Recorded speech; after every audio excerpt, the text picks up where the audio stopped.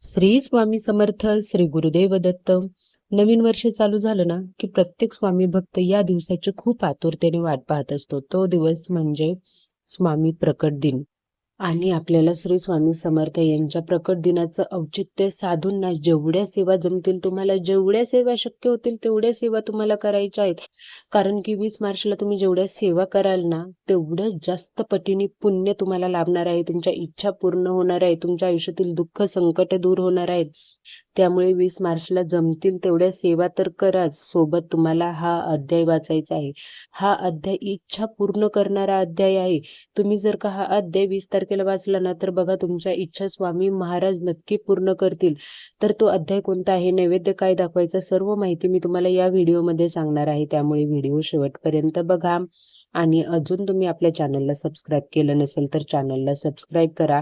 Video आवडला तर व्हिडिओला लाईक करा. कमेंटमध्ये श्री स्वामी समर्थ लिहा. तर बघा 20 तारखेला स्वामी प्रकट दिन आहे. त्या दिवशी आपल्याला सकाळी लवकर उठायचं आहे. अगदी तुम्ही इतर सणाला म्हणजे उद्या गुढीपाडवा आहे. गुढीपाडव्याला जसं सकाळी उठून तुम्ही दारामध्ये सडा रांगोळी करणार, हळदीचं लेपन लावणार उंबऱ्याला, अगदी तशा प्रकाराने उत्साहात आपल्याला स्वामी प्रकट दिन देखील साजरा करायचा आहे. दारात रांगोळी काढायची आहे, उंबरट्याला हळदीचं लेपन लावायचं आहे. नंतर स्वामी महाराजांना तुम्हाला अभिषेक घालायचा आहे. त्यासोबत स्वामी महाराजांच्या आवडीचा नैवेद्य बघा. स्वामी महाराजांना पुरणपोळी खूप प्रिय आहे. त्याच्यामुळे तुम्ही परवा देखील पुरणपोळी म्हणजेच स्वामी प्रकट दिना दिवशी देखील पुरणपोळीचा नैवेद्य दाखवला ना तर अतिउत्तम. पण उद्या गुढीपाडवा आहे, मग आम्ही उद्या पण पुरणपोळी, परवा पण पुरणपोळी करणार. ठीक आहे, करू शकत असाल तर करा ना. आणि जर शक्य होत नसेल ना तर स्वामी महाराजांना गोडाच्या नैवेद्यामध्ये तुम्ही खीर दाखवली तरी त्यांना खीर देखील खूप प्रिय आहे. त्यासोबत तुम्ही कांदा भजी दाखवा. कांदा भजी देखील स्वामी महाराजांना आवडायचे. बघा तुमच्या परीने तुम्हाला जे शक्य होतं ना यातील ते नक्की बनवा. स्वामी महाराजांना या सगळ्या गोष्टी आवडतात. त्यासोबत बेसनाचा लाडू देखील महाराजांना अत्यंत प्रिय होता. त्याच्यामुळे तुम्ही हा देखील नैवेद्य म्हणून ठेवू शकता. आणि त्यासोबतच तुम्हाला केंद्रामध्ये आणि मठामध्ये जाणं शक्य होत असेल ना तर नक्की तिथे जाऊन स्वामी महाराजांचं दर्शन घ्या.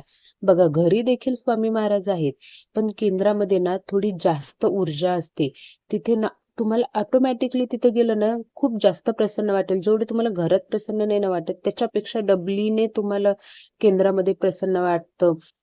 कारण की केंद्रामध्ये खूप जास्त प्रमाणात पॉझिटिव्हिटी असते. त्यामुळे तुम्हाला वेळ मिळाला तर केंद्रात जाऊन स्वामी महाराजांचं दर्शन नक्की घ्या.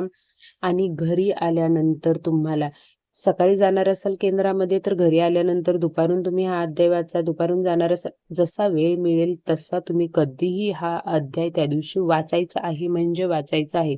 आणि तो अध्याय आहे गुरुचरित्र ग्रंथातील 18वा अध्याय. तो अध्याय जर का तुम्ही 20 तारखेला वाचला, स्वामी प्रकट दिना दिवशी वाचला ना, तुमच्या मनामध्ये जी काही इच्छा असेल ना ती नक्की पूर्ण होईल. स्वामी महाराज तुमची इच्छा नक्की पूर्ण करतील. फक्त तुम्हाला हा एक अध्याय वाचायचा आहे. त्यासोबतच तुम्ही श्री स्वामी चरित्र सारामृत ग्रंथाचं पारायण करू शकता. श्री स्वामी समर्थ नामाचा जप करू शकता. मी तुम्हाला म्हणते ना की तो दिवस तुमचा फक्त स्वामी सेवेत घालवा. बघा तुमच्या पदरामध्ये इतकं पुण्य पडेल ना, स्वामी महाराजांचा एवढा आशीर्वाद तुम्हाला प्राप्त होईल ना की तुमच्यावर कुठलं संकट येणार नाही, अडचणी येणार नाही. आणि आल्या तरी त्यातून बाहेर पडण्याची शक्ती तुम्हाला स्वामी महाराज देतील. त्यामुळे तुम्ही या दिवसाचं सोनं करायचंच आहे. मी म्हटलं तसं जो कोणी या दिवशी सेवा करतो ना त्यांना दुपटीने फळं मिळतात.